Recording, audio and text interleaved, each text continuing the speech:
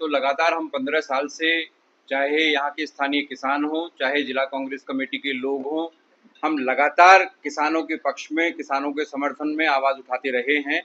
आज की जो हमारी पत्रकार वार्ता है, उसका मुख्य उद्देश्य था कि जो 17 तारीख से किसानों का महापड़ाव और किसान संगठनों के द्वारा आंदोलन का आह्वान किया गया है, तो जिला कांग्रेस कमेटी ने बिल्कुल एक स्वर में, एक आवाज में किसानों के साथ खड़े रहने का, किसानों के आंदोलन को समर्थन करने का ऐलान किया है। और हमेशा की तरह हम जो भी किसानों की हमारी मांगे हैं, चाहे 10% की बात हो, आबादी व्यवस्थापन की बात हो, शिफ्टिंग की बात हो, लीज बैक की बात हो, तमाम जो हमारे विषय हैं, चाहे नोएडा प्राधिकरण के विषय हैं, चाहे गिरडोना प्राधिकरण के विषय हैं, चाहे यमुना प्राधिकरण और एयरपोर्ट से प्रभावित हमारे किसानों के विषय हैं, प्रत्येक विषय पर उत्तर प्रदेश की सरकार को, यहाँ के जो स्थानीय प्राधिकरण हैं, उनके अधिकारियों को हम लगातार कटघरे में खड़ा करते आ रहे हैं, लगातार सवाल पूछते आ रहे हैं। लेकिन हिला हवेली, तानाशाही, आंदोलनों को कुचलने की इनकी जो फितरत है, और अभी आप देखेंगे कि आज हमने ऐलान किया है, आज शाम से ही, कल से हमारे यहाँ पुलिस आनी शुरू हो जाएगी। तो हम संविधान का सम्मान करने वाले, संविधान के अनुसार चलने वाले, लोकशाही और लोकतंत्र में विश्वास करने वाले कांग्रेस पार्टी के सिपाही हैं। अगर सब कुछ ठीक है, उत्तर प्रदेश की सरकार को डर नहीं है, प्रशासन के अधिकारी पाक साफ हैं और किसानों का दमन नहीं किया जा रहा है, किसानों का मान मर्दन अगर नहीं किया जा रहा है, तो फिर तानाशाही मत दिखाइएगा, हमें आंदोलन करने दीजिए, हमें आंदोलन का समर्थन करने दीजिए। और आपको मेज पर आना पड़ेगा, आपको बातचीत करनी पड़ेगी। और इस बार हम आपसे अपने हक और हुकूक की जो बात करने आएंगे, उस अधिकार को लेकर ही हम हटेंगे। इस बार बिना अधिकार लिए, बिना अपनी मांगों को पूरा कराए हम हटने वाले नहीं हैं। ये बार बार का सरकारें आती जाती रही, लेकिन किसान आज भी वहीं का वहीं खड़ा है। उत्तर प्रदेश की शो विंडो कहे जाने वाला जो गौतम बुद्ध नगर है, या मुख्यमंत्री जी 2-2, 3-3 बार महीने में आते हैं, प्रधानमंत्री जी हर 2 महीने में एक बार आते हैं, लेकिन किसान की हालत जस की तस है। किसान को जब तक यहाँ के विकास में शामिल नहीं किया जाएगा, किसान को जब तक उसका सम्मान, उसका हक नहीं दिया जाएगा, तब तक मैं समझता हूं कि यहाँ का किसान खुशहाल नहीं हो सकता है।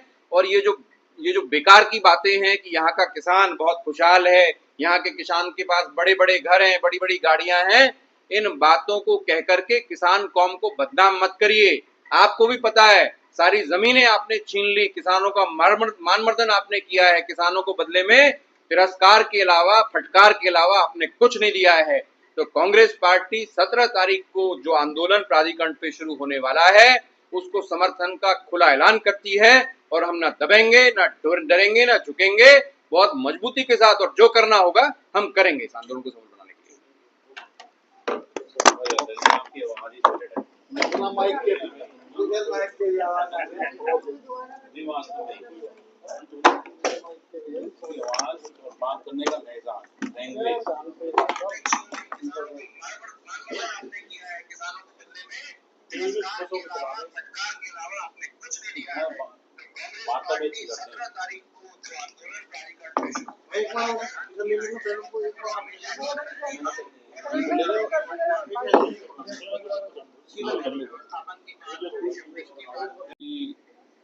इस बहुत महत्वपूर्ण पत्रकार वार्ता में प्रेस क्लब में हमें समय देने के लिए आप सभी पत्रकार साथियों का बहुत बहुत अभिनंदन है, बहुत बहुत स्वागत है। तहे दिल से धन्यवाद है कि आज प्रेस क्लब में जो हमारी पत्रकार वार्ता हो रही है, जो एक महत्वपूर्ण विषय को लेकर के हम लोग पत्रकार साथियों के माध्यम से जनता के बीच में जाने का प्रयास करेंगे, उसमें आप सभी अलग अलग संस्थानों के बहुत गुणी पत्रकार, छायाकार हमारे साथी यहाँ पत्रकार बंधु मौजूद हैं। साथियों, पहले मैं आपको ये बताना चाहता हूँ कि आज की हमारी पत्रकार वार्ता क्यों महत्वपूर्ण है। गौतम बुद्ध नगर उत्तर प्रदेश की शो विंडो कहा जाता है। उत्तर प्रदेश के मुख्यमंत्री माननीय योगी आदित्यनाथ जी कमोवेश महीने में 2 बार, यदि उनके पिछले 2 साल के एवरेज टाइम को देखें, तो तो महीने में 2 बार गौतम बुद्ध नगर का दौरा करते हैं। यहाँ लगातार किसानों के आंदोलन चलते आ रहे हैं। 2007 से 8 से 9 से लगातार सरकारें बदली, लेकिन किसानों की दिशा और दशा आज तक नहीं बदली। इस जिले में ऐसा भी हुआ है विगत 6-7 वर्षों में कि लगातार 6-6, 7-7 जगह अलग अलग किसान संगठनों के द्वारा, किसानों के द्वारा अपनी मांगों को लेकर के आंदोलन और धरने प्रदर्शन किए गए। बावजूद इसके डबल इंजन की सरकार होने का दंभ भरने वाली भारतीय जनता पार्टी की सरकार महीने में 2-2 बार पर्यटन करने वाले उत्तर प्रदेश के मुख्यमंत्री माननीय योगी आदित्यनाथ जी, और यदि पिछले 2 साल का एवरेज देखें प्रधानमंत्री जी का, तो वो भी लगभग 2.5 महीने में एक बार गौतम बुद्ध नगर आते हैं। हर 2.5 महीने में एक दौरा प्रधानमंत्री जी का यह लगता है। लेकिन फिर भी जो सम्मानजनक समायोजन, सम्मानजनक व्यवस्थापन, सम्मानजनक सहयोगी के तौर पर किसानों को स्थान इस गौतम बुद्ध नगर के अंदर दिया जाना चाहिए था, वो अभी तक प्रतीक्षित है, अभी तक नहीं दिया गया है। नोएडा प्राधिकरण की बात हो, ग्रेटर नोएडा प्राधिकरण की बात हो, यमुना प्राधिकरण की बात हो, उसके बाद यहाँ एयरपोर्ट बना तो एयरपोर्ट से प्रभावित विस्थापित किसानों की बात हो, मैं समझता हूँ कि लगातार हमारे संसाधनों का दोहन तो यहाँ सरकारों ने किया है, किसानों का मान मर्दन तो सरकारों ने किया है, लेकिन किसानों को सहयोगी के रूप में, किसानों को यहाँ के विकास में भागीदार बनाने के रूप में विशेषकर भारतीय जनता पार्टी की सरकार, क्योंकि लगातार दूसरी बार यहाँ बीजेपी की सरकार है और लगातार दूसरी बार तीनों प्राधिकरण क्षेत्रों में बीजेपी के ही एमएलए हैं और बीजेपी के ही सांसद हैं। तो आज कुछ मुखर और प्रखर सवाल जिला कांग्रेस कमेटी गौतम बुद्ध नगर के माध्यम से पूछे जाएंगे और साथ ही साथ 17 तारीख को एक बड़ा आंदोलन किसान संगठनों के द्वारा, यहाँ के किसानों के द्वारा आह्वान किया गया है। उस पर कांग्रेस पार्टी की आगे की रणनीति क्या रहेगी, हम आप पत्रकार बंधुओं के माध्यम से वो आज बताने के लिए आपके सामने उपस्थित हुए। साथियों, किसानों के साथ कांग्रेस पार्टी पूरी प्रतिबद्धता के साथ, पूरे समर्पण के साथ खड़ी है और 17 तारीख को जो आंदोलन शुरू हो रहे हैं प्राधिकरण पर,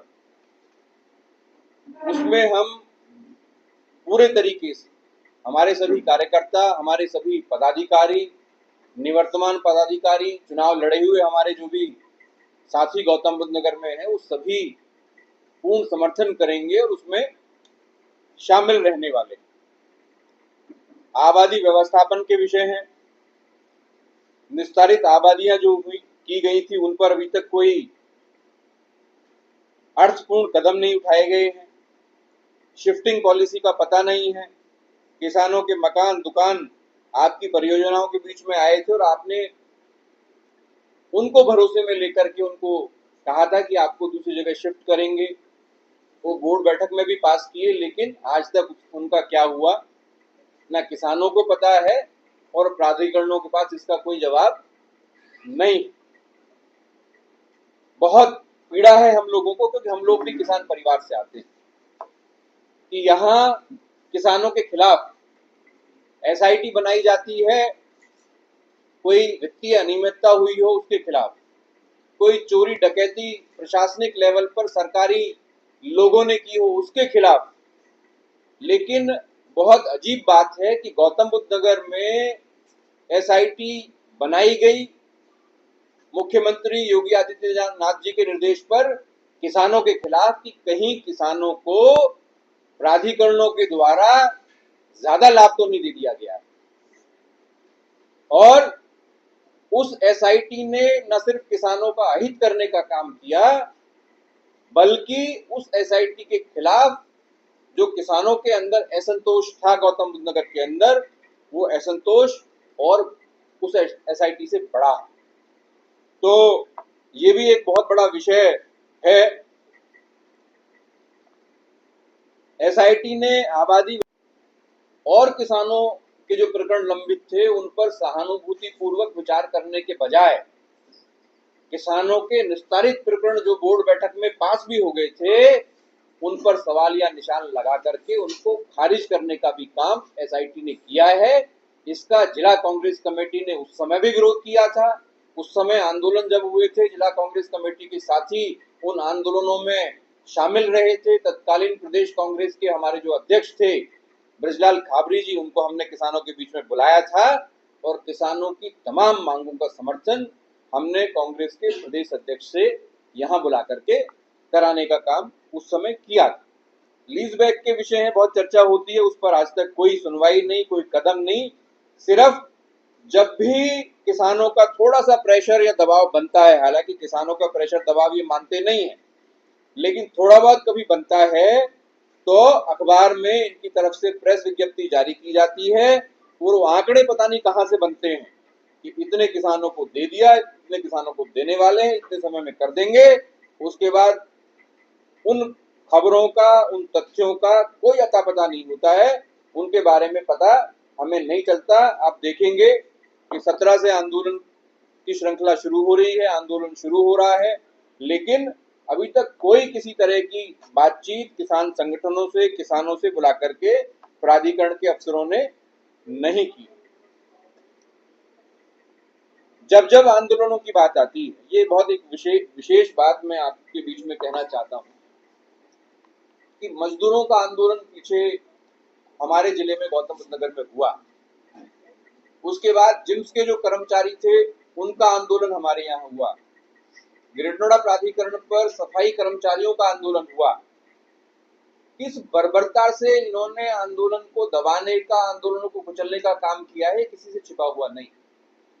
जिस देश में संविधान का राज हो, लोकशाही हो, लोकतंत्र हो, जीवंत लोकतंत्र हो, उस देश के अंदर, उस प्रदेश के अंदर और गौतम बुद्ध नगर जिले के अंदर अगर जबरन आप जेलों में ठूस करके सफाई कर्मचारियों से, मजदूरों से, किसानों से या जिम्स के कर्मचारियों से समझौता फैसला उनको दबा करके अगर करना चाहते हो, तो मैं नहीं समझता कि आप किसी का भी भला कर रहे हैं।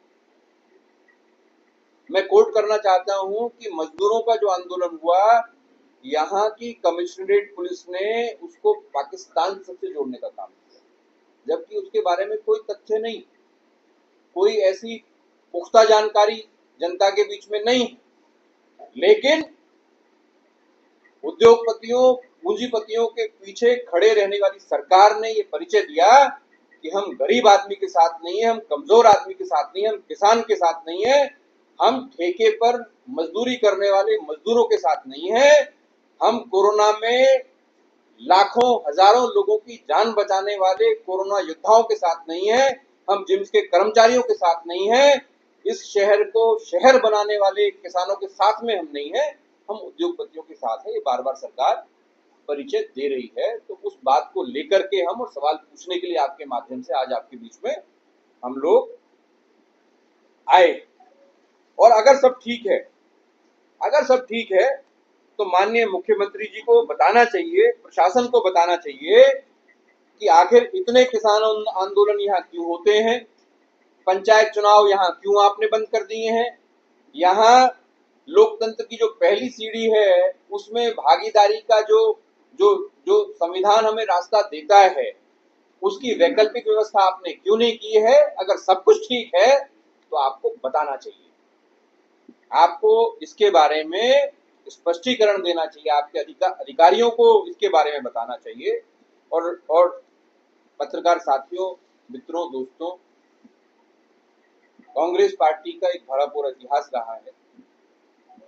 बतौर जिला प्रमुख कांग्रेस पार्टी में आपके बीच में बहुत गर्व से कहना चाहता हूं कि कांग्रेस की सरकार थी जिसने इस देश के करोड़ों किसानों का कर्जा माफ किया बिना भेदभाव।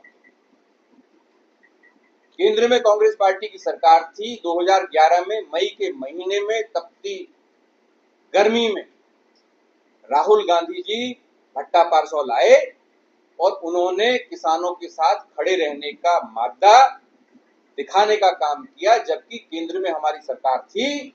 हम चाहते तो मोदी जी जिस तरीके से राज्य की सरकारों को बेतरतीब तरीके से, अलोकतांत्रिक तरीके से, विद्वेषपूर्ण तरीके से उनको अपदस्थ करने का काम कर रहे हैं, खरीद फरोख्त करने का काम कर रहे हैं, कांग्रेस पार्टी भी कर सकती थी, लेकिन कांग्रेस ने ऐसा नहीं किया। और कासना थाने में कौन भूल सकता है कि राहुल गांधी जी के खिलाफ एफआईआर दर्ज। राहुल गांधी जी खड़े हुए थे किसानों के साथ यहाँ आकर। उसके बाद 2013 का भूमि अधिग्रहण कानून वो भट्टा पारसौल से निकला, वो जिला गौतम बुद्ध नगर से निकला। जब देखा राहुल गांधी जी ने कि 1894 का जो हमारा कानून है वो किसानों का शोषण कर रहा है और सरकारों को किसानों का शोषण करने की आजादी दे रहा है, तब वो कानून बदलने का काम केंद्र की सरकार ने किया था और राहुल गांधी जी ने उसका नेतृत्व किया था। हमें नहीं भूलना चाहिए कि एक अध्यादेश के माध्यम से अपने पूंजीपति मित्रों को मदद पहुंचाने के लिए नरेंद्र मोदी जी ने भूमि अधिग्रहण कानून के खिलाफ एक अध्यादेश लाने का काम किया था। 44 सांसद होते हुए भी कांग्रेस पार्टी ने उस अध्यादेश को वापस कराने का काम किया था। हमें नहीं भूलना चाहिए। हमें नहीं भूलना चाहिए कि जब 3 काले कानूनों के खिलाफ पूरे देश के किसान उबाल पर थे, दिल्ली को चारों तरफ से घेर करके बैठे थे, उस आंदोलन को मजबूती के साथ संसद में गति देने का काम, ताकत देने का काम कांग्रेस पार्टी ने किया था, राहुल गांधी जी ने किया। तो उसी तर्ज पर हम कांग्रेस पार्टी के तमाम कार्यकर्ता, जो किसान आंदोलन यहाँ होने वाला है उसमें उसको समर्थन का ऐलान कर रहे हैं। साथ ही साथ हम लगातार जो भी स्थिति परिस्थिति रहेगी उस पर नजर बना के रखेंगे। उत्तर प्रदेश कांग्रेस कमेटी के माननीय अध्यक्ष जी को किसानों के बीच में लाकर के प्रशासन पर, सरकार पर दबाव बनाने की बात हो, माननीय प्रियंका गांधी जी, राहुल गांधी जी या हमारे जो शीर्ष नेतृत्व के और दूसरे बड़े नेता हैं उनको यहाँ ला करके केंद्र की सरकार पर किसानों के पक्ष में दबाव बनाने की बात हो, तो इस बार कांग्रेस पार्टी के कार्यकर्ता, कांग्रेस पार्टी के पदाधिकारी और कांग्रेस पार्टी सेल्फ पूरी तरीके से आर पार की लड़ाई लड़ने के लिए तैयार है। और जब तक किसानों की मांगे नहीं मानी जाएंगी और जब तक किसान संगठन चाहेंगे, तब तक कांग्रेस पार्टी लगातार किसानों के साथ कंधे से कंधा मिला करके किसानों के नेतृत्व में तमाम जो आंदोलन यहाँ होंगे उनमें उनका भागीदार बन करके, उनका सहयोगी बन करके उनको मदद करने का काम।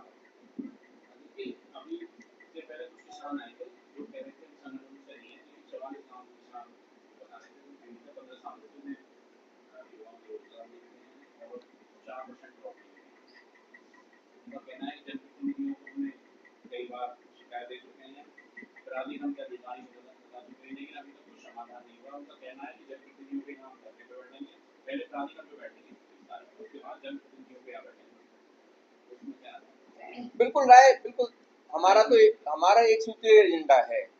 किसान संगठन हो, किसान हो, एक किसान हो, 10 किसान हो, 1000 किसान हो, हमें जहां जैसे भी ज्ञात होगा कि किसान अपने खिलाफ जो शोषण हो रहा है उसके खिलाफ संघर्ष कर रहा है, उसको गति देने का काम एक एक कांग्रेस पार्टी का कार्यकर्ता, चाहे दादरी की बात हो, चाहे नोएडा की बात हो, चाहे जेवर की बात हो, चाहे नोएडा शहर की बात हो, चाहे किसी भी अथॉरिटी की बात हो, हम पीछे हटने वाले नहीं और हम पीछे कभी हटे भी नहीं। एक भी कोई आंदोलन ऐसा नहीं रहा जिसमें कांग्रेस पार्टी के कार्यकर्ताओं ने बढ़ चढ़ करके हिस्सा नहीं लिया हो।